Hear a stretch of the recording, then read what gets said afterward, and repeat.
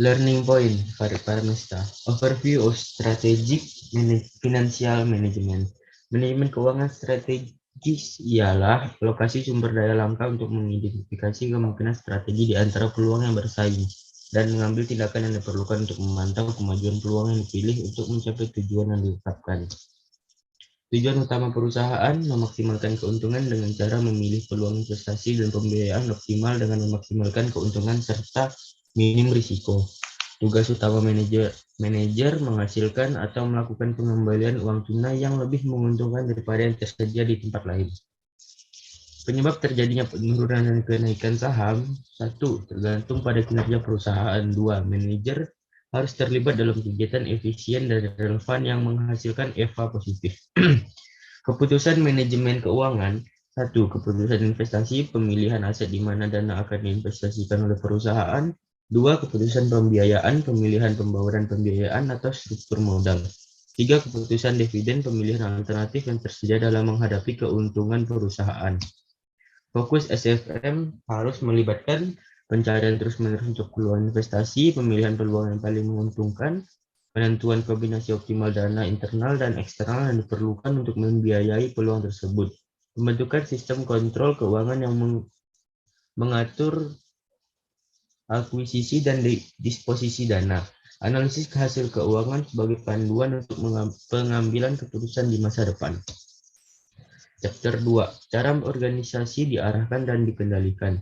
Cadbury 1992 itu proses di mana perusahaan dibuat responsif terhadap hak dan keinginan pemangku kepentingan. Dem dan Neubauer 1992. 1. Mewakili hubungan atau pembagian hak dan tanggung jawab antara peserta yang berbeda dalam korporasi seperti dewan manajer, pemegang saham, dan pemangku kepentingan lainnya. Sulit keluar aturan dan prosedur untuk membuat keputusan tentang urusan perusahaan. Menyediakan struktur di mana tujuan perusahaan ditetapkan dan cara untuk mencapainya dan memantau kinerja. Agensi konflik. 1. Timbul dari pemisahan pemilik dan kontrol, informasi tak simetrik, prinsip tertarik pada maksimalisasi keuntungan, manajer tertarik dan memaksimalkan kepentingan diri mereka sendiri. Agensi cost. 1. Pemantauan biaya yang dikeluarkan ketika prinsipal perusahaan untuk memantau atau membatasi tindakan agen. Bonding cost, biaya yang terjadi ketika prinsipal berusaha untuk mengikat kepentingan agen lebih dekat dengan kepentingan mereka. Kerugian sisa, biaya yang timbul dari kepentingan prinsipal dan agen yang berbeda meskipun menggunakan pemantauan dan pengikat. Analisis kelayakan, proses menentukan apakah sebuah ide merupakan fondasi yang layak untuk menciptakan kesuksesan hasil. Penjatahan modal. 1. Ketika jumlah pengeluaran untuk proyek modal dalam periode tertentu terbatas. 2. Proyek harus diberikan peringkat dalam hal manfaat bersihnya dibandingkan dengan biaya investasi.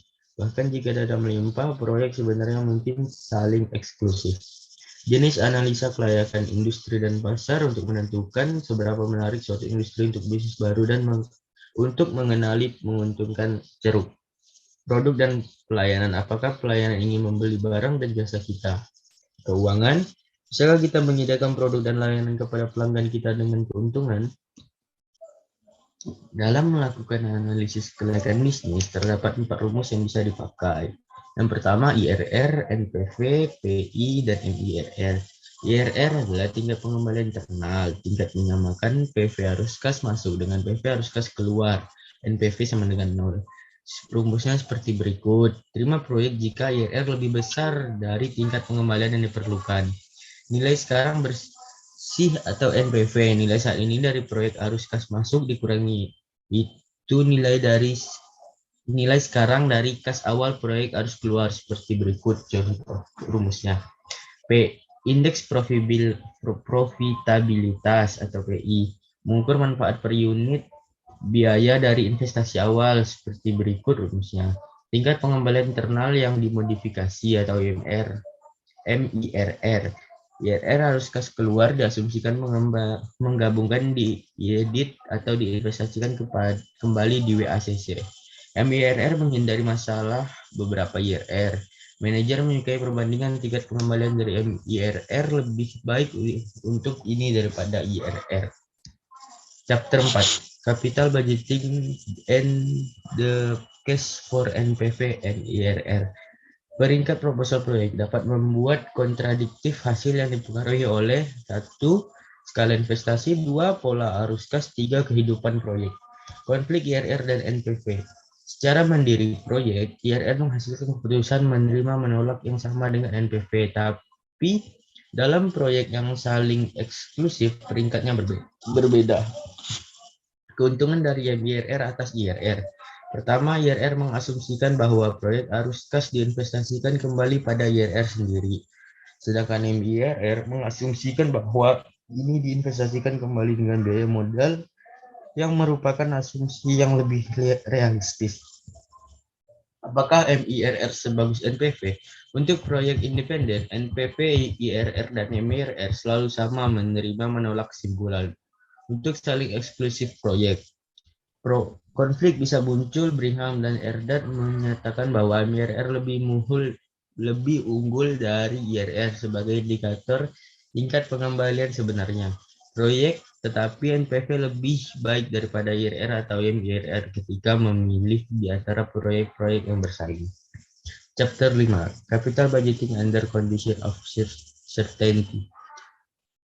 Fungsi penganggaran modal. Penganggaran modal adalah proses yang digunakan perusahaan untuk memilih serangkaian investasi yang menghasilkan kekayaan paling banyak bagi pemegang saham. Penganggaran modal melibatkan investasi besar-besaran dari sumber, tidak mudah dibalik, memiliki implikasi jangka panjang bagi perusahaan, melibatkan ketidakpastian dan risiko bagi perusahaan. Jenis eksternalitas dalam penganggaran modal. 1. Kanibalisasi negatif di dalam perusahaan yang terjadi ketika produk baru bersaing dengan produk lama. Positif dalam perusahaan, sebuah proyek baru akan melengkapi yang lama di mana arus kas yang lama akan meningkat ketika yang baru diperkenalkan. Lingkungan dampak proyek terhadap lingkungan.